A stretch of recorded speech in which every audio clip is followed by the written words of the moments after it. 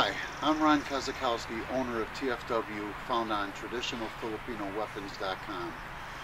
This time, what I want to talk about is the Banyol. Okay, the Banyol, it's got a nice looking sheath on it, and this is a sword from the Mindanao area. You'll see it on that plaque with all the swords, the weapons of the Moroland plaque. This is one of them that's found on there. It's looks like almost like the Gununting, not quite, but you know, it has that look to it. I have had this for a long time.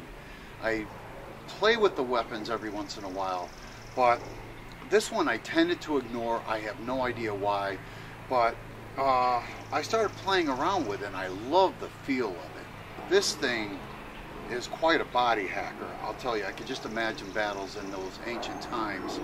I just started playing with it, coming in, and I'll tell you, it felt so good when I was playing. I said, I love this sword. I fell in love with it instantly.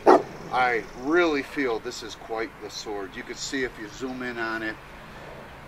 The handle is very comfortable. It's got this well-designed handle. I'll post some pictures also so you can see. And yeah, it's quite the weapon here.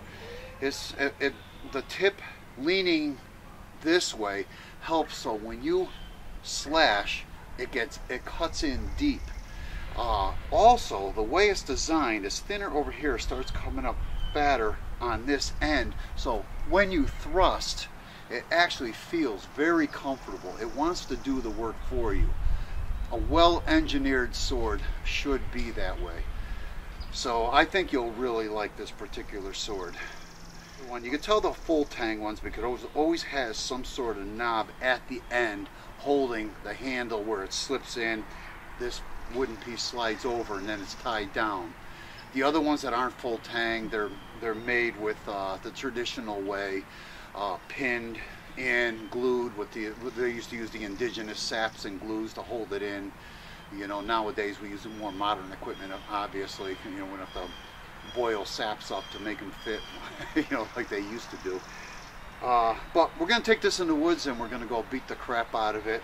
So follow along in the video. You're going to enjoy this.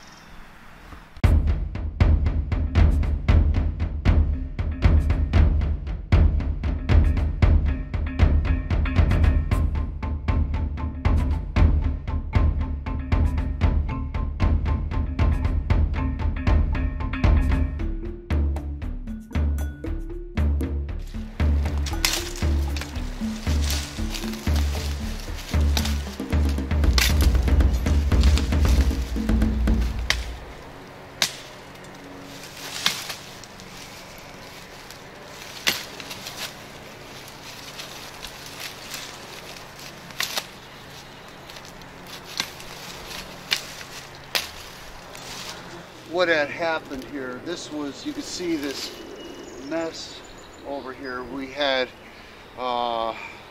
some sort of like sporadic tornado that just spurts down. I forgot what it's called, but they just grab things and tear it up. And what had happened, it was happened, it ruined Connecticut completely. You can see from up there, I actually watched it take that part right there, twist it, rip it off and throw all this stuff back here. So I guess all it did was give me opportunity for stuff to cut. After cutting all this area I just cleared out to get to it, it opened up new space for little trees, but I kind of would like to clear it out a little bit. This is our woods in our backyard, and we have a lake in the backyard, so I just need a little path and little clear areas, and of course firewood. Now we got plenty of firewood. So I'll just take this branch right here. The branch, you know, it's not really that thick, maybe, you know, 3 inches or so, but in diameter, but it's enough just to show you what this is going to do after I just use it on all these other things here. Oh, that went through like butter. Oh, that broke it. Okay. That went through like butter. Okay, this one's pretty thick. I'm just going to see how it cuts here, and after I just cleared my way to it, so I should make use of it. All right.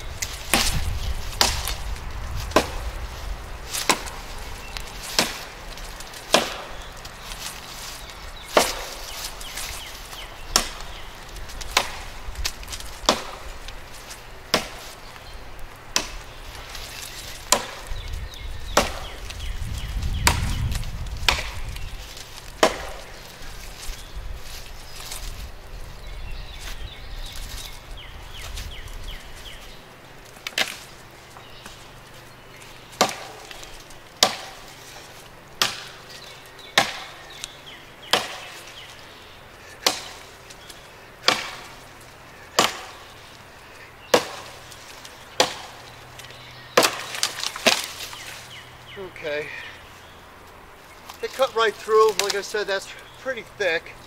It's dead wood. It probably, I mean, it's only a couple years old from on a live tree.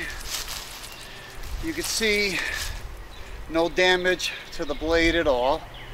And I had a couple where I hit a little bit too sideways, but it does look nice. And you can get this on traditionalfilipinoweapons.com.